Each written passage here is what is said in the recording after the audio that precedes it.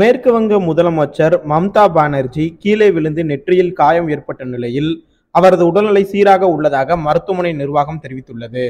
மேற்கு வங்க முதலமைச்சர் மம்தா பானர்ஜி தனது வீட்டில் நேற்று கீழே விழுந்ததில் நெற்றி மற்றும் மூக்கில் பலத்த காயம் ஏற்பட்டது. உடனடியாக கொல்கத்தாவில் உள்ள SSKM மருத்துவமனையில் அனுமதிக்கப்பட்டார்.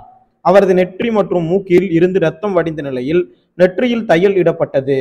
தொடர்ந்து அவருக்கு ஸ்கேன் உள்ளிட்ட ஆய்வுகள் செய்யப்பட்டதில் அவரது நினைவாற்றலுக்கு எந்த பிரச்சனையும் இல்லை என்றும் அவரது உடல்நிலை மற்றும் மனநிலை சீராக உள்ளது என்றும் மருத்துவர்கள் தெரிவித்தனர். இருப்பினும் ஒரு நாள் மருத்துவ கண்காணிப்பில் இருக்க மருத்துவர்கள் வலியுறுத்திய போது அவர் வீடு செல்ல விருப்பம் தெரிவித்ததால் சிகிச்சை முடிந்து டிஸ்சார்ஜ் செய்யப்பட்டார். மருத்துவ ஆய்வில் அவரை பின்னால் இருந்து ஏதோ தள்ளி இருக்கலாம் என குறிப்பிடப்பட்டுள்ளது. முன்னதாக மம்தா பானர்ஜி காயமடைந்தது குறித்து அறிந்த பிரதமர் நரேந்திர மோடி, தமிழக முதலமைச்சர் MK ஸ்டாலின், காங்கிரஸ் தலைவர் மல்லிகார்ஜுன கார்கே உள்ளிட்ட தலைவர்கள் மம்தா விரைவில் நலப்பெற வேண்டுவதாக தெரிவித்திருக்கின்றனர்.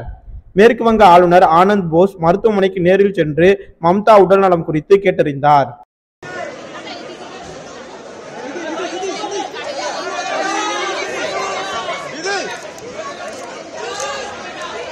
भाई क्या कर रहा है यार? चमन चल रहा है यार। दादा सुनो ना।